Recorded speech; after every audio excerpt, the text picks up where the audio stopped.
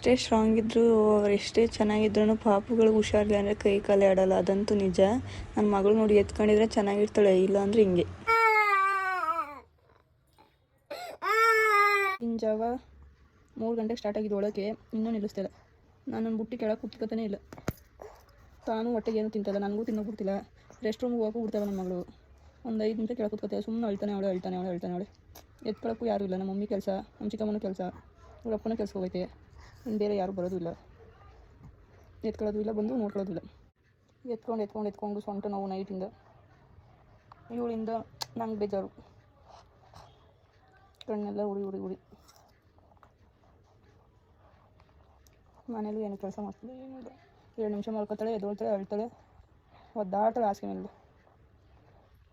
ನೋಡಿ, ಮಲ್ಕೊಳ್ಳೋಕ್ಕೂ ಜೊತೆಲೇ ಇರಬೇಕು. ಮಲ್ಕೊಳ್ಳೋಲ್ಲ ಅಂತ ಒಂಚೂರು ಎದ್ದೇನಾದ್ರು ಕೆಲಸ ಮಾಡ್ಕೊಂಡ್ರೆ ಸ್ಟಾರ್ಟು, ಎದ್ದೊಳೋದು, ದಬಾಕೊಂಡು ಒದ್ದಾಡ್ತಾಳೆ ಹಾಸಿಗೆ ಮೇಲೆಲ್ಲ. ಇವ್ರ ಜೊತೆಲೇ ಮಲ್ಕೋಬೇಕಂತೆ. ನಿದ್ದೆ ಬಂದರೂ ಹಿಂಗೆ ಹೊಂಟೋಯ್ತೀನಿ ಅಂದೆ. ಗ್ಯಾಪಲ್ಲಿ ಅವ್ರ ಅಪ್ಪನ ಕೆಲಸದಿಂದ ಬೇಗ ಕರೆಸಿ ನನಗೆ ಸೊಂಟ ನೋವು ಬಂದ್ಬಿಟ್ಟಿತ್ತು. ಆಗ್ತಲೇ ಎತ್ಕೊಳ್ಳೋಕ್ಕೆ ಅಳ್ತಾನೆ ಇದ್ಲು ಅಂತ ಕರೆಸಿ GT ಮೇಲೆ ಕರ್ಕೊಂಡೋಗಿದ್ವಿ. ಸ್ವಲ್ಪ ಹೊತ್ತು ಆಚೆ ತಿರ್ಗಾಡ್ಸ್ಕೊಬರೋಣ, ಅವಳು ಫ್ರೆಶ್ ಅಪ್ ಆಗುತ್ತೆ ಅಂತ ಹೋಗಿ ತಿರ್ಗಾಡ್ಕೊಂಡು ಜೂಡಿಯಾಗಿ ಹೋಗಿ ಒಂದು ಹೊಂಡಕ್ಕೆ ಬಂದ್ವಿ. ಪಾಪು ಬಿದ್ದುಬಿಟ್ಟವಳಂತೆ, ಸೊ ಬಿದ್ದುಗಳು ಎತ್ತಿಸ್ಬೇಕು. ಅದಕ್ಕೆ ಬೆಳಿಗ್ಗೆ ಊರಿಗೆ ಹೋಗೋಕೆ ಎಲ್ಲ ರೆಡಿ ಮಾಡ್ಕೊತಾ ಇದ್ದೀನಿ. ಮೆಡಿಸನ್, ಕ್ರೀಮ್, ಪೌಡರ್, ನಂದು ಪಾಪುದು ಬಟ್ಟೆ, ಇದೆಲ್ಲ ಬಟ್ಟೆನೇ ಅಷ್ಟೇ. ಬರ್ಡೇ ಇಟ್ಕೊಂಡು GT ಮಾತಾಡ್ಕೊಂಡು ಒಂದು ಹೊಸ ಬಟ್ಟೆ ತಗೊಂಡೆ. ಈಗ ನಾಟಕಗಳು ಮಾಡ್ತಾವೆ. ಎಲ್ಲ ಹೊಡ್ಕೊಬಿಟ್ಟಿದ್ದ ಗೈಸ್, ಎಲ್ಲ ಹೊಡ್ಕೊಬಿಟ್ಟಿದ್ದ. GT mall ತಗೊಂಬಿಟ್ಟಿದ್ದೆ. ಬೇಡ ಬೇಡ ಅಂತ ಪಾಪು. ಇದೇನು ಹಿಂಗೆ ತುಟ್ಟಿದೆ, ಇಲ್ಲಿ ತೋರಿಸಿಲಿ, ಇಲ್ಲಿ ತೋರಿಸಿಲಿ, ತಿಪ್ಪೆ ತೊಟ್ಟಿ ಹಿಂಗೆ. ತಡೆ ಮೈ ಡಿಯರ್ ವೈಪೋ. ಥ್ಯಾಂಕ್ ಯು ಸಿಕ್ಮಾರ್. ಬರೀ ಇದೆಲ್ಲ ವೀಡಿಯೋಗೋಸ್ಕರ. ಹುಷಾರಿಲ್ಲ ಅಂದರೆ ಸ್ನಾನ ಮಾಡಿಸ್ಬಾರ್ದು ಅಂತ ಈ ಮಂತಲ್ಲಿ ಅವಳಿಗೆ ಆಲ್ಮೋಸ್ಟ್ ಸ್ನಾನನೇ ಮಾಡಿಸಲ್ಲ, ಬರೀ ಮೈ ಓಡಿಸ್ಕೊಳ್ಳೋದೇ ಆಗಿತ್ತು. ಇನ್ನು ಬೆಳಿಗ್ಗೆ ಊರಿಗೆ ಹೋಗ್ಬೇಕಲ್ಲ, ಹಂಗೆ ದೇವಸ್ಥಾನಕ್ಕೆ ಹೋಗ್ಬೇಕಿತ್ತಲ್ಲ.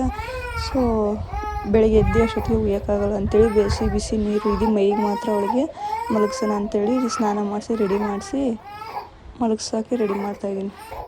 ವಿಪರ್ಯಾಸ ಏನಪ್ಪ ಅಂತಂದರೆ ಬೆಳಿಗ್ಗೆಗೆ ನನ್ನ ಬರ್ತಡೇ, ಎಲ್ಲೆಲ್ಲೋ ಹೋಗಬೇಕು ದೇವಸ್ಥಾನಗಳಿಗೆ ಫ್ರೆಂಡ್ಸ್ ಜೊತೆ ಅಂತೆಲ್ಲ ಪ್ಲ್ಯಾನ್ ಇತ್ತು.